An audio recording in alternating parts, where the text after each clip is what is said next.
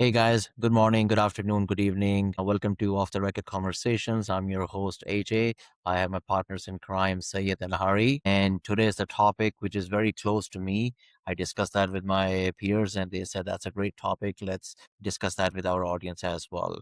So the topic which we're gonna share today, my take is completely different on that topic, and Hari is a completely different take on that topic as well. And the topic is how leaders unlock innovation on the front line. So when I read that, I actually read that article just to give a bit of a background to my peers as well, because I didn't share that information with them, like why and how I came up with this topic. I was reading a really good article in MIT Sloan Management Review, and there's a fellow named by Aravind. He wrote that, and I was like, this is such a great article. We can all relate to that particular statement at one point in our lives. My take is slightly different than Hari. Hari and I discussed right before we started this session that, hey, I'm gonna talk about from a different perspective. Yeah, my viewpoint is in this AI world, like most of these AI softwares are right now with chat interfaces. I hate that chat interface totally. I think AI should be behind the scenes and doing our job invisibly.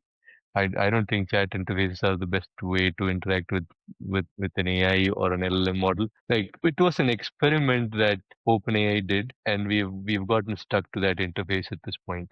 And I'm not super convinced that that's where we should be. I would expect this to just change entirely. So give me a context here because I'm having a hard time to relate. So like when I say how leaders unlock innovation on the front lines, what comes in my mind even before I did my own research that I as a frontline employee, my role right now is a senior program manager. I see a bunch of different programs. Sometimes I run as a scrum master as well, which is the shittiest job. Nobody want to do it, but somebody has to do that. So he or she becomes a frontline employee, right? He sees the pain points of that particular team. We can gather the information from those frontline employees who are working at that point, and they might have great ideas. So that's where I was thinking that we can mingle with our large language models, either that's ChatGPT or its counterparts or some other kind of artificial intelligence. And yes, humans still should be still in the loop. But what you're telling me is completely different. Yeah, to me, say if Steve Jobs was alive today, right? Okay. Would he let this chat interfaces exist? He is super keen on hiding the guts of the ecosystem and just giving a super cool user interface, right? That's where I'm going. Say we are an innovator. We are part of this ecosystem and we're trying to make things happen in our company with AI. Should we stick to this a chat GPT kind of or a chat interface kind of model for everything is where I'm Why heading. can't you enhance your innovative capabilities with the large language models? At the Yeah, end of the day, it's the your mod idea. mod the models can exist, of course, and the problems need to be solved. Those parts I totally agree. But is chatting with the large language model or an agent the right interface is where I'm headed. Okay. Yeah, my take is completely different how I articulate this topic, but let's dive into that. Sayed, what do you have to say on this? And then I can divert a little bit where I was taking this. Okay. Well, again, good morning, good evening, all. So, first and the foremost question, I'm gonna kind of, I would say, throw in a bit of a conundrum, right? When we say front lines, leaderships have to look at front lines for innovation. The biggest problem as of today, what exists, and I kind of concur to both of you guys, right? And falling in line, who's the front line to begin with? Do you think we know? Do you think the leaders know? Do you think the biggest of the innovators outside know? Again, we've been speaking about a lot of things. Innovations kind of come in, a lot of innovations die out because first and foremost, we do not understand who the front lines are. Today I've seen that the line has been blurred. A lot of leaders who sit out there probably running the big enterprises think that they know everything in terms of what No, no, frontline is, what end users want, who your frontline is. Not as you no. who's delivering or designing or putting out a product or service outside. Frontline is the one who actually is expecting to be using your systems, right? So do you think leaders have it? And I understand how ChatGPT is gonna formulate. ChatGPT, I would understand LLM models predominantly are kind of upping the game today, right? So because innovation, imagine your third world countries, whoever from the Western standpoint, or the European standpoint, the other part of the ecosystem or the world that we called as the third world countries, they're actually leading the game today, right? Just imagine, would China be something as a lead innovator? I'll tell you this, from last couple of days, there were some algorithms running around YouTube TV. When I will go on YouTube, there's so many, you say like, what will you call, voting panels open saying, which company do you think is going to lead the innovation in the next era, the one coming in? Can you imagine the, How does that even matter? I there say there are 10 companies innovating. All 10 win. It's just a better ecosystem that we're building, and we'll have ton more products to use, and things are going to get done faster, right? I don't right? know why we need to be in a rat race at all. It is because Let everybody win. Let three of these companies win. Four of these companies win. How does that matter? it doesn't, you need someone who unilaterally kind of controls and dictates the markets, right? You me and probably AJ, three or four of us, a couple of like-minded like us guys, can we change the direction or the dimension of what the industry or innovators, who we call people who put in the money, think like that? They don't give a damn to what we think. They say that I need to lead the race, which basically means I dictate the terms today, how the world should look like, who should kind of coincide, who should handshake with whom. I believe I understand your concern. Why should there be only one or two people who are dictating? Everybody is innovating, but that's not how things work. People want to prove, and I But think this is something that we're gonna open up for discussions. I think we are slightly getting derailed from the topic which I really wanted to discuss. Let me throw this yep. line over there, which I think is the core when I had this topic in mind. I wrote that down. That is, frontline employees have the knowledge and potential to develop invaluable innovations. But without managerial support, their promising ideas may never surface.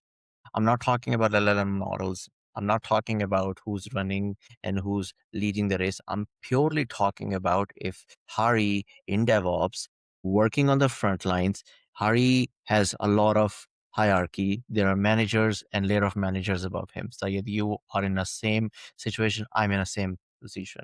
Sometime we are, maybe most time we are the frontline workers. For the sake of an argument, let's suppose we are. We have great ideas. We share those ideas with our managers. Now, the question becomes, are our managers supporting us to take that idea to a level above or not? That is the key thing which I want to discuss. So don't smile on that. Share that, your thoughts. And the reason I brought that up, Sayed, you told me that in the past you have worked with Huawei. You precisely mentioned that about quarter of their revenue for the whole year, they invest that or keep it on the side for R&D. Call it innovation, call it creative thinking, research and development, they do. So my question over here is, if a guy who's getting grind day by day, doing recurring, measurable, deadline bound work, do you think that person even gonna have a time to create and have innovative thinking? And second, if somehow he or she come up with a great idea, will he surface that with a manager? And if manager is gonna be bold enough to take that to the leadership? So many ideas we have seen came from regular guys within the company. And my third point is, then if we are doing that, then why the hell we need those third party consultants who are giving us the same shitty material which our employees can surface with our managers? We have seen that either on our side, we have seen that somebody who presented that. So that is something which I want to discuss. We can't take this lightly, right? It is. I mean, I actually will counter argue you. I understand where you're coming from, right? We need to get the frontline workers who are actually facing the problems to give the ideas. Yes, I totally agree with that. And then the layers that are involved in getting that person to innovate all by himself to fix his problem is where we'll need to get to. But there is a boundary in here, and it takes a few steps to get there, Of course. right? But I I I don't think most companies are shutting down everybody's viewpoints or saying you cannot bring that idea or all of that. I have pretty good regard for people who are in the leadership level. They do take things seriously. When they hear it from a frontline worker, I know of really good leaders who talk to the bottom line employees who are probably facing the clients or working on customer innovations, all of those people. They do take it seriously. It's the middle layer which could be a little confusing in some companies. But most leaders, if they hear a good idea, they want to push it through. They'll do everything that they want to and can. And sticking on to it, let me give a different example and staying on the same line and course, right? Like you said, I smiled. There's a reason that smirk came on. I'm going to use that word again where we coming back. Frontline. Who do we call frontline? We are not, see, the three of us who come in or the industry that we kind of represent, we predominantly not exactly at the front line. You've got medical field, right? You've got doctors, you've got the 911 support and everything out when you call them. You've got bank tellers. And I know for sure some of our families, AJ, your wife, the sister goes out and she works at the bank. She's at the front line. Imagine that's the front line who faces the customers. How many times we've interacted with customers? We ourselves put ourselves in the shoes of a customer. We've thought about innovation. And like Hari rightfully alluded to it, when we call and we use the word management and we call leadership, right? When you look at brands, and remember, we are pretty much brand agnostic. We talk brands, we talk about brand innovation, brand retention, and everything, brand value. How many of these brands have we seen right now in our generation within a decade's time? How many brands have faded away? We say that there was no innovation in the, I would say the consulting workforce or the delivery workforce. I wouldn't still call them frontline.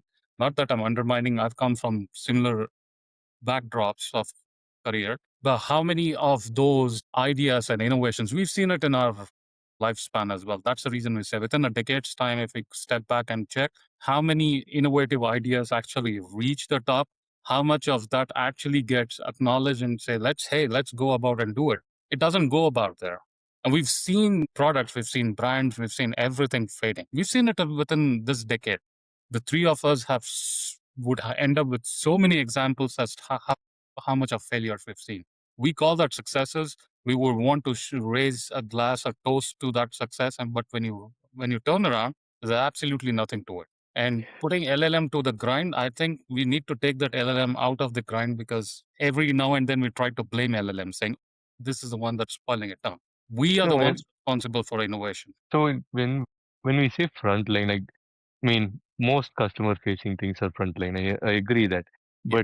but the point is, it all depends on the problem that we're trying to solve. For me as a DevOps person, Mhm. I'm also on the front line in some cases, right? My customers are internal, but they're still customers. I provide a platform for them. I need to run it the right way. I'll answer questions from them. I have tickets that come in that I need to follow up on. All of this happens at the real outside facing customer level also. So if I'm fixing problems on my level, it's still front line in some sense. Yep.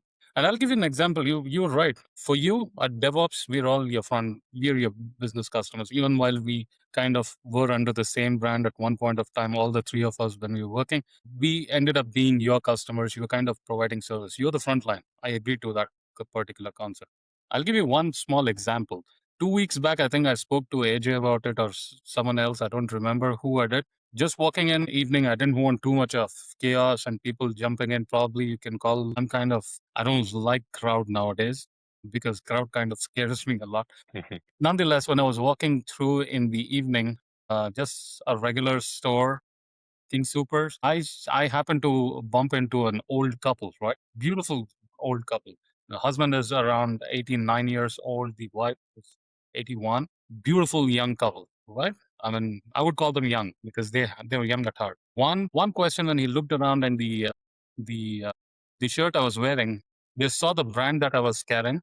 They said, "Is this brand equivalent to this particular organization who provides this service to us, streaming service?" We say, "Yeah." One question says, "Why the hell are you trying to sell something to me that I don't want? You think it's innovative because your guys call me up and said this is advanced technology. I don't care. I don't give a rat's bum." That's exactly what he said. Me, I'm just switching over some of the channels. I'm pretty happy with what I'm watching. I'm done and dusted with it. If I want, I've got from the IP side, I've got streaming services like YouTube and this. I'm okay with it.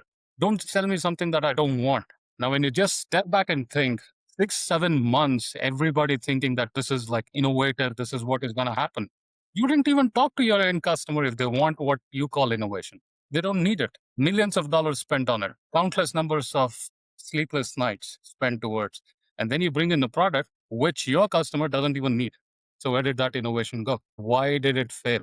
Why are we trying to sell them something that they don't want, or we haven't even actually gone and tried to solve a problem? And you're right, Hari, when you said from an operation standpoint, many a times you came to us, we sat down saying, I'm having this problem. This is what my platform kind of is making my life miserable.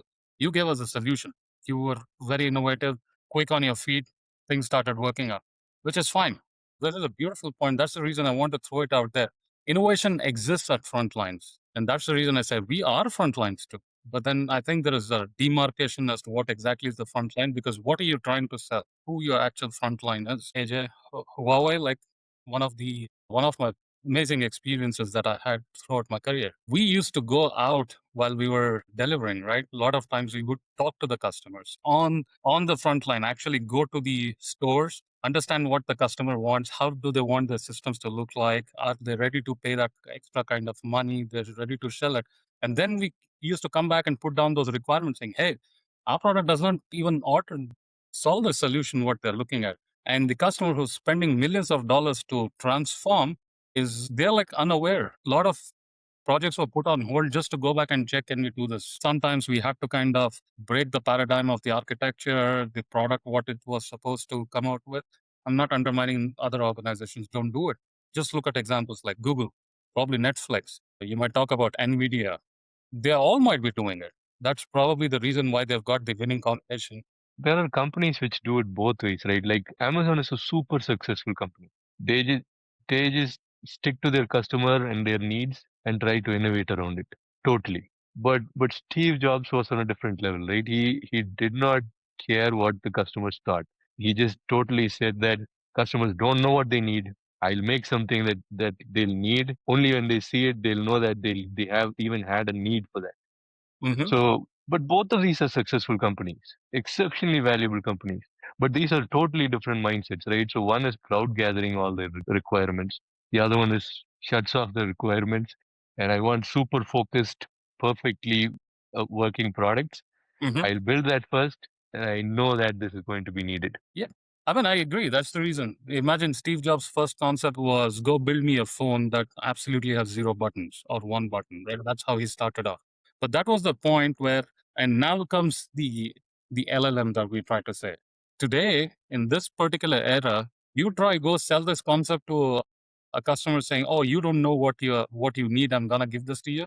This world says you don't know a damn about it, because you know what? I'll route it. Imagine how Apple's sales are falling today. Why? Did they lose innovation? They're just trying to uphold a brand, right? Imagine what Samsung or Huawei, Xiaomi, or just imagine some other brands that have kind of broken. Some of the brands from India, we're kind of even walking away from them. They've broken the market paradigm. You say that you might be talking to 1% of the elite, but 1% of the elite might run the world, but 1% of the elite is not running your financial market or the hub, right? And I would want to go back to AJ because he's one of my financial go-to guy, right? Just imagine those numbers. They're gonna come back and dictate terms today. Today's era, they don't listen to nothing. They say like, oh, we know what we want. You give us something, and eventually we kind of figure out what needs to be done. So But AJ's point is basically yeah, how do we make innovation happen with AI in the mix inside a company? What are the bottlenecks and how can Not we? just Yeah. that, Hmm. my thought process and my core point is how can I give ample time to frontline employee where he does not have a stressful amount of workload on day-to-day basis. I want to give him a time where I can reduce his stress load so he can focus on creativity. Creativity is dying. I have seen that in the organizations where I worked, and I have so much unnecessary reports and meetings which we go through. I like to think myself I'm a very creative guy. So my whole concern is if an employee has not even given the opportunity to speak his mind because he's so overly burdened under those deadly timelines and stressful work, how we can bypass that, because I have seen that, and Amazon is a prime example. There are so many products and initiatives emerge from Amazon from normal mundane average frontline employees over there. What's your take on that, is how we can solve that problem today? You mentioned the problem now. What ideas do you suggest a company needs to take to, to fix that? the biggest problem organizations need to solve today is like, Hari, you pretty much answered that when you started off, right? The top leadership understands what they want because it's their money they're putting in. They need to run the business. And when I was having a discussion with my leads and some time back, which says like, hey, let's look at it this way. This is my money. This is my brand, my company. I'm putting in money because I do have innovative ideas. I think I've got one of the best innovative teams around, and I need to make money, right? I also need to leave a legacy in terms of a brand or service outside. Also, I want a legacy in terms of my team, my innovation members, like any one of us who are out there.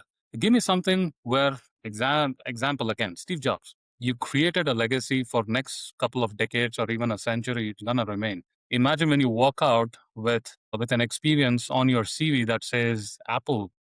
You are one of the innovation managers or someone out there like Netflix or probably YouTube or Google. Imagine the kind of weightage you carry. You've created it, right? So I think part of the solution is even the middle tier actually needs leaders now. You don't need managers. I mean, teams can manage. I would say it's very matured crowd that we are getting. Even young kids who are passing out grads. Just imagine us. We've seen the whole gamut of it. We don't need managers to manage us anymore. You don't need managers. The solution is you need to completely have a bloodbath and get the management kid out. You don't need it. You need innovative leaders. All of us, we are leaders. One of us stands up and says, I want to give this to the market and this is how it goes on. Imagine the philosophy what Google started. Some of my guys, when we all graduated back, they went in and I heard it. Every Thursday or Friday was a brown bag session. The teams would bring in ideas, put it on their whiteboards, and then they would say what this particular idea or product would do, basically how they're trying to make a churn. The top three would always make a cut, and then the leadership would come in. You pick up your team. You've picked up your time. You've given us the project. We see that something else is happening now. Go run it and get me the end result. They did that. Imagine what happened. Google, you as ourselves went in last time into the Google graveyard. Look at what they created. Those were innovators. They didn't fear to fail. They said, let's go out and innovate. And these are all engineers like us. And the leaders stood there because they knew they had selected the best. So what I would say is the era of managing us is gone. We don't need anyone to manage us anymore. Even Like the Netflix already does that, right? yeah, Netflix does not have middle tier. correct, Everybody is basically a principal. correct. You can become a technical expert in some area, but you don't become a director or a senior director or anything. That those levels don't exist in Netflix. But but coming back to the point, what more can we do as a leader in the organization to improve the situation and make things a reality much faster and grow the business? I wrote that line while I was doing the research. Let me share that with you. It's Yeah. actually a couple of lines. Leaders unlock innovation by creating capacity, not by creating slogans. If Uh-huh. employees are if employees are overwhelmed by insufficient operations, innovation becomes another burden. The first responsibility of a leadership is to remove friction, protect thinking time, and give small ideas a clear path to experimentation. How Mhm. we can solve this problem. But a leader has to think that way to solve that problem. Not everybody thinks that. There are leaders and then there are leaders. Let- let's go one level deep. I, I think that was another buzzword. We keep doing this. We need to actually start trademarking some of our stuff today. Let's go one level deeper into that, AJ. So creating capacity. Let's stick to that for a few minutes. How do we create capacity? More capacity for the teams. What are our options? So take my example. My whole thing is talking about capacity in some shape and form. I mean, I on a forefront every time see that there's so much unnecessary documentation which my group, my domain has to create, which we can bypass. That's where actually we can use LLM models. That's where we can use those automation AI agentic tools, which it can minimize. My pure purpose, my pure job should be running programs, running enterprise level projects, delivering them, making an impact. Either that's ROI impact or a non-ROI impact, but it's creating an impact for internal or external employees. That's an impact for me. For me to create that capacity, for anybody to create that capacity for me, give me less unnecessary things to deliver. That's totally what Steve Jobs does, right? And when he came I back into the told company, he just cut all the slack. I was Just talking just to stop all these projects. Yeah, and just do just these three things is what he kind of did. Yep. I was talking to business in our organization today, and without mentioning any names, somebody said, AJ, how do you want me to track that? My sole answer to that person was, and I kid you not, I don't give a shit about unnecessary documentation. I just want you to track the most core important thing which can create a value. And if somebody comes and see, I can point that person there. That's all I care about. I'm here to execute and deliver. And he smiled and he appreciated that. Lean documentation, lean reporting, more delivery. We are in that era. Thanks. Yep. And I kind of completely agree. For me, it's the triple constraint pyramid. If you talk about empower, right? Empower your employees or empower your innovative staff, right? The moment you empower them, what happens is you tell them, be fearless, right? Do have that decorum or have that kind of value, carry yourself well, and bring in ideas or innovate and talk to someone at the leadership level saying, hey, this is exactly what we're doing, which is not working out for us. Why it's not working out? Probably these are the reasons that I've got. Sit down and rationalize. And third is relevance, right? And I'll tell you the reason why these three are really important for me. And in fact, fearless. Imagine what happens today. Most of the places that I've heard, I've spoken to some of our peers, the moment you would try to bring ideas or innovative things around, your next line or someone around, you kind of ruffled feathers for them. Why? Because there's a cocoon in which they're kind of inculcating a culture, right? Somehow they're surviving. That's how you call like parasites, right? And I'm just going to throw that word out. How do parasites survive? They're going to drain energy out of you here and there, and then eventually they come out, right? They're surviving.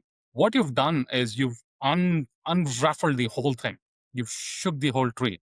And the guys sitting at the top, like you talk about Steve Jobs, Jeff Bezos, or you talk about Elon Musk, or anybody out there, right? These guys need innovative ideas. Probably they might eat into it. Let's take a step back. I wanna interrupt you here for a second. Let's say we are not focusing on that tier one companies. Let's take a step below because not everybody will become Amazon, Facebook, or Google. So let's go a tier below. I want to talk to that because we always and we entertain the idea we give to those examples because those are goddamn really great companies. But there are tons of other companies which are great. So let's give an example of those companies and then relate to that. Absolutely. I mean, when it came back, imagine one of the things at Huawei was I used to hear a lot of this when I went and says, "Oh, you guys do this, you guys do that." Just imagine what they did.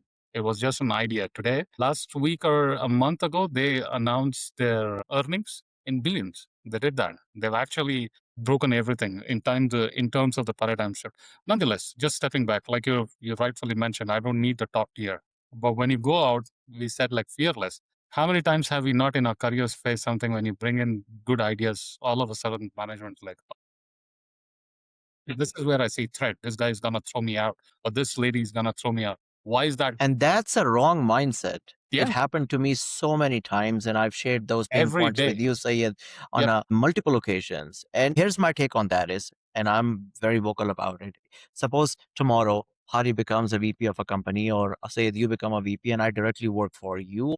If I am bringing an idea as an IC, individual contributor to you, you should not just slap my hand and steal the idea, just block it. You should actually embrace it and say, like, hey, if AJ or AJ somebody 2.0 brings that idea, if that idea goes really well, it's gonna be embraced by me like, hey, I am Hari's guy. Hey, I'm Sayed's guy. If I'm successful by default, my manager will be successful as Yep. well. This is how I think. But That's my take on that is. let's Yep. put ourselves in their shoes, right? Why would any logical person shut down an idea? Can we think through that? I don't think VPs have a vengeance on people to just shut down people's ideas. That's not what they want to do. Not They, directly, at least. so yes, so it's not their motive. So they want the company to succeed. Yes, they also work under a certain list of guardrails, right? They'll need to keep their budget low. They'll need to make money. They'll need to improve their revenue. That is what pays off dividends for the people who have invested. They're also trying to make things work for the company. If we have a really good idea and we pitched it right, any reasonable person should take that forward. I agree with you on that, but not every idea No, is a great idea. Not every idea is a great idea because there are ideas which are great up till 60. My SVP or my leadership team might think, what the hell is wrong with AJ? From my perspective, looking upward, uphill, I think that is a great value, even if it's a 60%. So we are looking at the picture from different lenses. Yes, there are great ideas which will produce under producibility right away, but there are ideas which are tier below which can create a value. I don't want to throw the names, but I just want to mention one thing: guide enhancements. And I'm gonna keep my mouth shut. I mean, please continue. Yeah, Harry, what you were gonna say? Because So, yeah, I mean, I think we are putting too much weight on one person's response, right? So if it is a really valuable idea, it should spark curiosity in the rest of the organization also. So and it shouldn't be one person making that decision. As a team or a culture or a company, it should be a funnel that takes this through. The best idea should win. When you talk innovation and leadership, it's always aggressive. There's no goody feeling here, right? Right. I'll give this to you because I grew up in a business family, right? There's no feel good factor. End of the day, Right. I'm not gonna pamper you saying, "Oh, everything is fine." I'll say, "To hell with you. If you don't deliver this to me, someone else will do it for me." Right? Exactly. Yep. I'm putting in money out there and I'm not putting that money to run your family, to run all those. And then you come in to make sure that your kids grow your American dream, Europe dream. I'm fulfilling it. No, I put in money because I need to see how I derive it. And it's a harsh reality. Innovation and leadership does not go pally-pally that I'm okay, all right. No, it never goes that. It's very aggressive, right? And we Exactly. see Yep. it today. Our industries today is going to get more aggressive. Markets are becoming more aggressive. The primordial has to survive somehow. And how do they survive? You've got so many leeches. You need to cut it off. That's what a lot of organizations do. Consulting, first thing when I started, I learned that in mergers and acquisition, you cut your dying arm as quickly as possible because it's killing the whole brand down. Cut it short, throw it quickly, move on. That's how innovation is. And I'm talking 2004 or so. We are 226, 2 decades ago. It's going to get more brutal. so what would you propose then? That the innovation leadership should have a different vertical Yes, than the absolutely. regular? Because this is Absolutely. how I see. Because the mindsets are different, man. Yeah, no, that's the reason. See, you create a brand like what Hari pointed out when he comes in from platform. Let me give you this. He kind of sits at the center platform team. He has to go and inculcate and understand how my operations run today and how my innovation or whatever I'm taking to the market. If you don't, you just become another nobody in the industry, right? What happens? Imagine brands went in, they kind of innovated to a level, and all of a sudden they lost the sheen. Why did they lose it? What happened with that? Today they're trying to survive, they're trying to stay afloat. Hey, someone buy me out because I've got innovative things that I don't want to die. It's okay. Imagine, like I said sometime back, I heard from one of the leaders from Netflix. He says, broadcasting, we'll come back again. Broadcasting is golden. We want to break it. Imagine that's innovation, that's leadership, because they're ready to come out and say, like, I'm gonna show you my fangs now. I'm not gonna sit quiet. If you think that you've got the right to survive, then show me that you've got the right to survive. I'm gonna listen to you, or else I'm gonna put you to dust. That's exactly what I'm proposing. That when you talk innovation and leadership needs to have a different vertical. The rest, run the business for me because you're keeping the lights on. That has a different business paradigm. Run it. Do it the way you want to. It can be ministers, prime ministers, presidents. Everybody comes in the morning, say, good morning, sir, and then they bow their head. Run it. That's fine. Innovation and leadership, when you run business, that's gonna be like bloodbath. You need people who can survive that kind of markets. Else, move the hell out of my way. And they used to tell us to us in Huawei when I joined. Be part of innovation, be part of creating something. If you can't, get out of the way. Don't stand out there. If you don't, we will move you out because we're not going to stop. That's how they became who they became, right? Imagine they toppled Ericsson, century old organization, Motorola, century old organization, Nokia, century old organization. Today, even though probably we might have political affiliation, again, I want to say we are not inclined, people who are going to listen to us, we are not politically motivated, but we are telling you, brand agnostic, how leadership thinks. They broke the paradigm in the industry, completely broken. And they had the audacity or they had the courage to stand up and say, you don't want us, we don't need you either. But imagine what we've created. Now you're going to come to us. That's exactly what innovation leadership is. Brutal. And I've seen AJ while we were working many a times. You kind of had that, and you've seen me the same way. We would come on, what the hell is wrong with these guys? I'm like, why don't they? You're trying to say. Why are you losing out? 2 years or 3 years ago, when we spoke about something, you kind of put it under the carpet, and today you see some other organizations implementing it, and then now we are trying to catch them up. Why did that innovation? That's exactly what I wanted to share, but I didn't share that before when Hari said how you propose that. That particular idea, which I don't want to surface on the podcast, which we are discussing right now, is I was about 60 to 80%, not 100% idea. But that did change the paradigm of that. So the moral of the story is, because we are close to our wrapping time. The moral of the story is, please, please, please give your guys, frontline guys, define who is my frontline employees. Now, it can be an SVP who is very creative. It can be a scrum master. There's a huge difference between both of them. Anybody can be innovative. They can both be a part of the frontline. So the point is, listen to your employees. Listen to your employees, because some of the great ideas I have seen came through your employees. And please do not overburden them with unnecessary things. That's the only way you can create creativity. My son, who's almost 13, he asked me how you can focus on creativity. I gave him one example, which I gave to a 40-year-old guy other day as well, that there is no switch in my head. I can turn it on. Okay, let's work on creativity. Creativity is something which just emerges. It's a thought process. It's a ripple effect of something which happened to me in that moment or in the past, and it just flicked me. And I was like, I think that's a great idea. This is how creativity emerges. So in order to have that spark in your mind, you have to have mind free. Then that shit will happen. That's the message I want to give to my leaders, whoever they might be and listening. Please give that time, allow that time. Make, when you're hiring somebody, mention that creativity is a part of your job. It's not something which you're doing over 40 hours. This is a part of your job. We want to have a creative ecosystem. We can bring the ideas, but if we're not going to embrace that from top down, it's not going to go bottom up, sir. At least not right now. Maybe our younger generations will say, screw you, I want to bring creativity and the paradigm can change. But right now, 2026, it's still a very top down ecosystem, this side of the pond and the other side. But this side of the pond, we are losing creativity very quickly. That's what I have seen, comparison to our friends on the other side of Asia. This will hurt us. And that's the message I want to give. Embrace your creative guys, listen to them, no matter how and what shape and forms they come. That's all. Yeah, you're right. And probably we might close off the reason I kind of took some of the names as well in the past. We said like one core member, just go back and I'll let the guys out here and you can write and comment and tell us more innovators.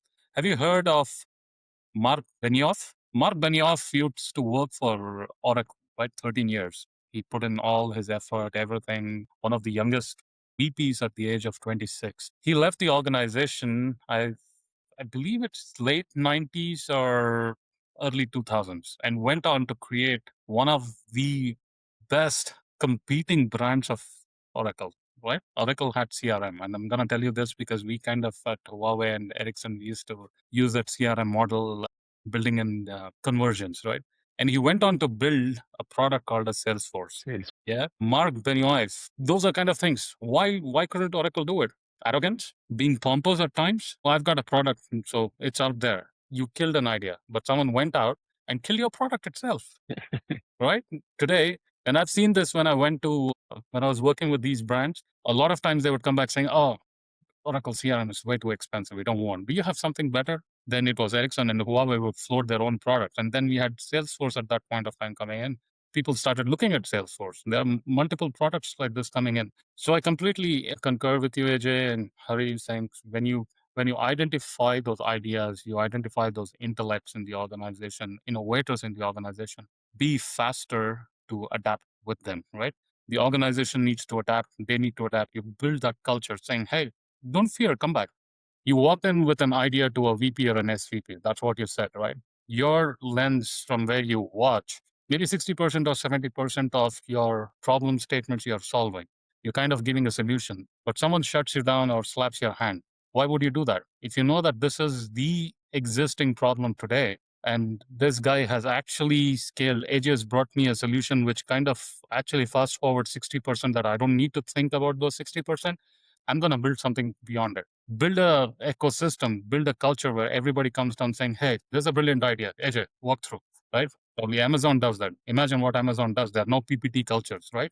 That's what actually entices them. You walk in with a PDF, you hand off, everybody's reading it, they get into the room and they start discussing. There's no PPT culture anywhere. A lot of organizations have created that trap of PPT culture and they die out. Hundreds of hours wasted in meetings and they die. Nothing else comes out as a progressive. That's what it is. 60% of the idea, if you work for me, I would say AJ has solved 60 to 70% of our problem. The last 30% is what we need to solve. Hurry, come on, bring in your guys. You come in, AJ, bring in, walk across, and let's see what we do. You actually fast track. You've beaten LLMs already. Then probably LLM or any language models you've got, they'll fine tune and give you a solution. That's all that I have to say. Don't kill your ideas. Don't kill your innovators. Don't kill your younger minds or minds that are coming and giving you ideas and say, I've got a team that does this for me. Come on, Yeah, let's say Red Talk. More I, things. I want to talk for the other side of the people, like the leaders and the VPs and SVPs, right? They don't have any intent of shutting down ideas just because it comes from a person or anything. They really want value to get out of the company, and they'd really try. I mean, they're all human as well. Yes, one of our ideas got shot down and it made a big deal in another company. Yes, somebody made a mistake. So what? It's there is nothing to take personally about this. Yes, an idea It got might shot not down. be the SVP or the VPs, it might be the middle management who's shutting down Right. that frontline employee. So Yeah. because they're scared. So there are two sets of, directs over there. So think about that. You Mm, can't just say, yes, IT is a very open culture. I mm, can yeah. go to you as a SVP, but in some cases, I might not be able to go to you as SVP. Correct. I might have Yes. to go to my middle tier manager. Now, middle tier manager is an asshole. He's going to shut me down. And I truly seen that personal experience, and that idea dies at that particular point. Somebody else 6 months down the road picks up that idea, might be same organization, might be a different organization in a same domain, and then they flourish. Yeah. That's what I was talking Yeah. about. Yeah, it's just people, man. Yes, Yeah. It I is totally people. agree. Imagine how many times I see AJ do it, Hari, you've done it. I do it at times. We kind of slap hands to each other saying just dumb down a little bit. Even when you put in these kind of ideas, thought provoking ideas on any of your social media, how many times do you actually see some of the young guys comment out there say, I do something and my bosses are watching me, then I'm done, I'm screwed. That's where we are killing innovation to begin with. People should be fearless to speak. It's a product. It And might it's run, it mainly might our fail. people who does that. Yeah, yeah. It might fail. It's okay. Yeah. Don't be scared of Failing failure. is good. Yeah, Failing is good. yeah, Yeah, otherwise, I'm not learning. At least that's correct. my personal experience. And I'm not just saying it because tons of people have mentioned that across this stream. No, failing is actually healthy. Absolutely. I mean, Yeah. you spend good amount of time here. Imagine probably you kind of you turn like what your son would say, the kid would say. Is there a switch? Yeah, actually today you turned the switch on. Imagine one of the open houses in Stanford that I went in because looking at those flashy universities and Ivy Leagues. The example, I think it was Nike. The designer of Nike or the innovator of Nike Nike sneakers shoes. started the Okay. Yeah. business from the back of his car, the trunk of his car, and he used to study at Stanford. That's basically where it started. That idea started. Imagine, do you think that those guys don't know what hard work and labor is, what innovation is? They need someone who needs to join them. Over a period of time, they kind of start losing shine. That's what probably the three of us are trying to say. When I was working for Circle K, first of all, I love Coke slushy. Mm-hmm. My son loves Coke slushy. I think it was many, many moons ago, one of the summer breaks he and I went to grab Coke slushy from 7-Eleven. It was a 7-Eleven day and they gave us a free. The only requirement was, hey, sign up and get that heart thing. I got that. That was very late, maybe 1 or 2 in the morning, like Saturday or Friday night when I went with my son. So working at Circle K, having a slushy 2 o'clock in the morning from 7-Eleven on 7-Eleven day, signing up for their rewards program, it just clicked me. Why Circle K is not doing that? There's a power of a data behind it. I don't give a shit about slushy. I do give a shit about what Sayed and Hari is buying, when they're scanning their card, what time of the day, what time of the month, what time of the year, and how the flow looks like, and over time. So that was actually one of the ideas I threw to Circle K, and they kind of evolved, and I left the company and they took it off. But that was something which I got just by visiting 7-Eleven, by getting a slushy. So that's what I meant. I cannot turn it on the creativity just because somebody says. So things like that happens numerous times on daily basis. That's all. Absolutely. Yeah. All right, folks. Again, Alrighty. guys, thank you so much. I think this is one of the fun sessions I had, and I really enjoyed. We'll definitely bring more sessions as well. Until then, guys, thank you so much. Have a good day, good evening, good afternoon, wherever you are. Take care, Bye. folks. You are. Likewise.